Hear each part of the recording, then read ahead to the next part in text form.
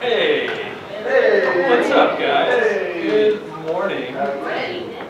Hope you guys are doing well. You guys feeling a little bit awake? That's good. You know, to be honest, this has been like the most energy on a Sunday morning that I've heard for quite some time. So I'm pretty encouraged about that. I was honestly expecting us to come in the door, right? Like oh God, daylight savings time, and then sleep, and then not be awake. But hey, you are awake. Hey, are you gonna preach today? No? All right. I thought I was off quick. Okay. But I'm glad to see you guys all this morning. It's actually been quite some time since I've preached on a Sunday morning here at Fairbanks. So it's exciting to be able to get back into the Word with everybody and to be able to get back into Nehemiah. And we're going to be in Nehemiah chapter 7 this morning. So just to, I know a bunch of you guys were at the Change Retreat. You didn't do it. Nehemiah chapter 6 lesson at the Change Retreat, so I'll fill you in a little bit. Nehemiah 6 was actually a very important chapter in the book of Nehemiah. The reason being is because what has been the focus of Nehemiah this entire time since the beginning of the book? Yeah, they were building the walls around Jerusalem. Okay, we have to be careful how we word that. They were rebuilding the walls around Jerusalem. And that was been the effort the entire time, right? From the beginning of the book, Nehemiah wanted to leave Persia. He had it in his heart to make sure that these walls were built. He goes and he looks at everything to make sure it's all set up and ready to go. He gathers people around him, gets a team going. He fights through a bunch of opposition, these people that are trying to stop him from building it. And then finally, in Nehemiah chapter 6, the walls are finished. The walls are complete. And so the project, this big project, is officially and finally done. That's what happened in Nehemiah chapter 6, and that's why it is such an important thing. And you know, you think about building big projects or completing big projects in your life, things that you've been working toward, things that you had a plan for. And what's that first thought after you finish the project? You're like, I did this thing, and now it is time to do nothing. Right? Rest. Yeah. Just enjoy it. We're done. Oh, it was so good. I'm glad that we did that thing. But this is why Nehemiah chapter 7 is really important. Because as we jump into Nehemiah chapter 7, we're going to see that that's not at all what Nehemiah did.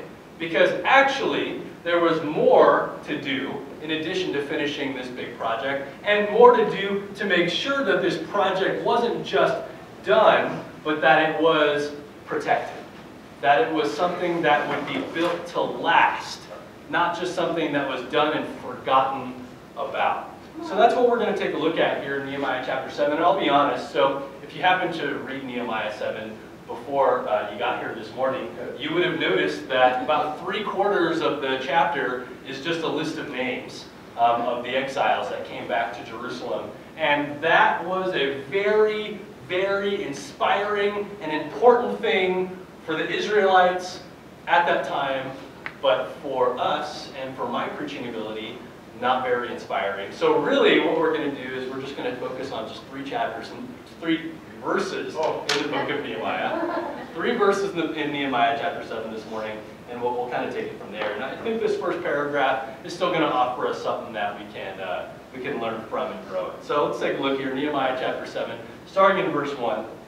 It says, after the wall had been rebuilt, and I had set the doors in place, the gatekeepers, the musicians, and the Levites were appointed.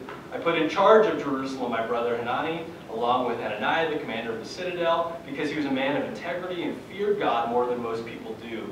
I said to them, the gates of Jerusalem are not to be opened until the sun is hot. While the gatekeepers are still on duty, have them shut the doors and bar them, and also appoint residents of Jerusalem as guards, some at their posts and some near their own houses. So, I mean, again, this seems kind of like an innocuous passage, kind of just doing some things, but you look at this, take a little bit of a deeper look at it, you realize that, again, this big project was finished, and the temptation for Nehemiah could have been just, we're done, it's all taken care of.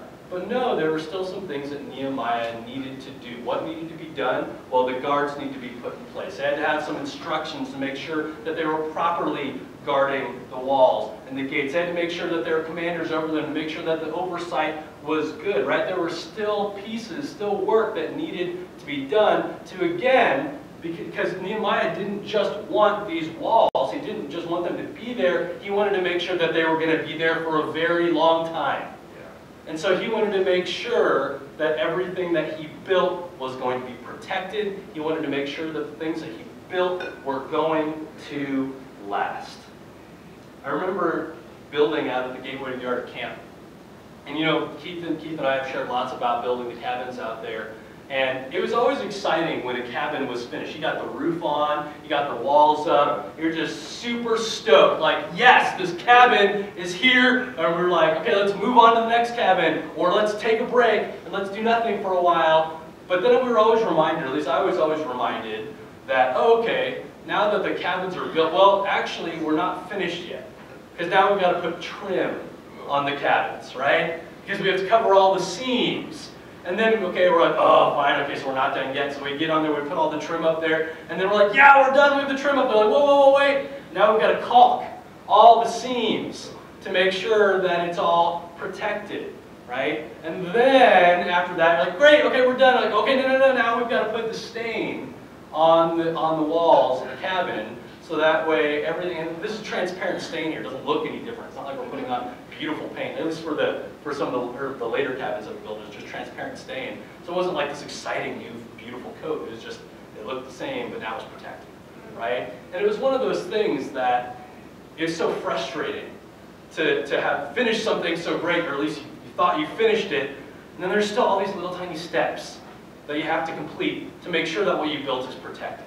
Right? Because what happens if you don't put trim on the cabins, or you don't caulk those seams, or you don't put the stain on the wood? Well, what happens is water from snow or rain or just the humidity in the air seeps into the wood of the cabin. What that does, that can warp all the wood, it can break things, it can make the structural integrity all messed up, or the water can worm its way into those little cracks, and then it gets into the insulation, and then it molds, and then it causes all kinds of other problems. And so what happens to your cabin, if you don't protect it, well, they fall apart a lot sooner than they're supposed to, right? And so there are these steps that need to be taken to make sure that what was built is actually going to be around for a while. The cabins were finished, yes, but they were not yet protected until those steps were taken. And so just as Nehemiah was making sure to take these steps to protect the wall, and just as the cabins needed to have their seams caulked and all the other stuff, it's the same in our faith, right? We need to, as we build our faith, we need to make sure that we're taking the steps that we need to take to protect what we're building with God. But just like, you know, the administration portions that Nehemiah talks about, or just like caulking these seams, it's so easy just to forget to take those steps, isn't it? It's so exciting to think about, yes, I built something great with God, I've built some really awesome relationships, yes, I'm doing these awesome things, but we don't take those extra steps to make sure that what we've built is protected. We get all excited about the faithful things that we do, but we forget to caulk the seams. Right? Every time we finish a book of the Bible, and we're excited about that, but we don't actually think about how that book practically applies to our life, we leave our faith unguarded, unprotected. Every single time we decide to make big changes to be able to do something great for God, and yes, and now I'm on the right path and doing the right things, but we have no plan to make it consistent, we leave our faith unprotected. Right? We're not caulking the seams. Every time we decide to go out, we're like, I'm going to make a disciple. I'm going to help somebody find God, but we fail to build a real lasting relationship with those people. Or we try to put them in the water but not get them to heaven. We don't protect them or their faith. We don't protect ours.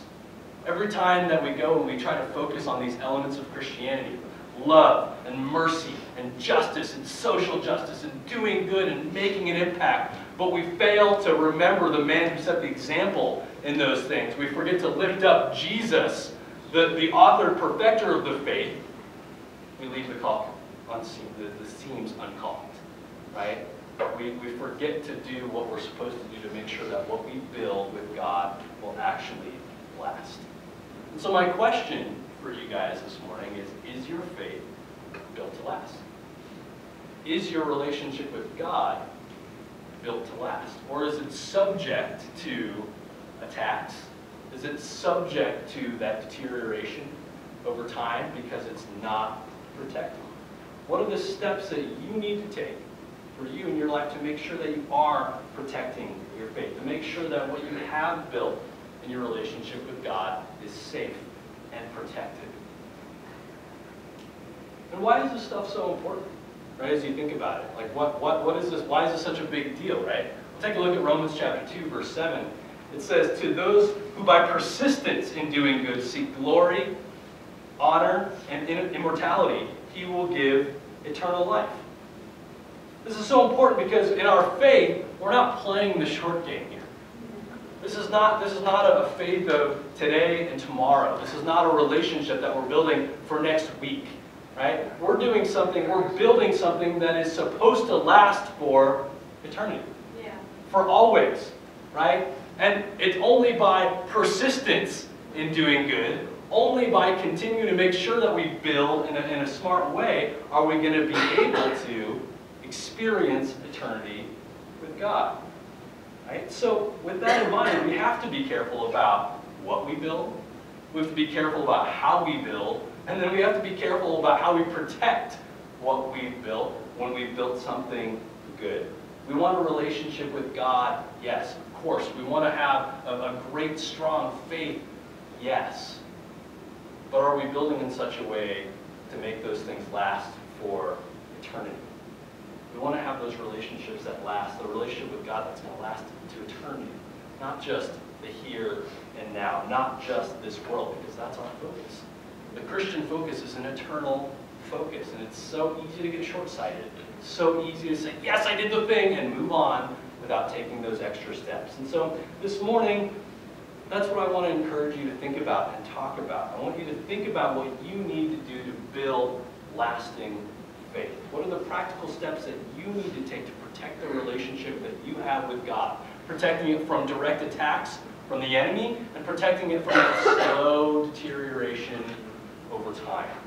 And as you answer those questions, as you think about these things for your own life, I think you're going to find that you're going to build something even stronger in your relationship with God. A faith that is going to continue to build in great ways, and a faith that will indeed last. Amen? Amen.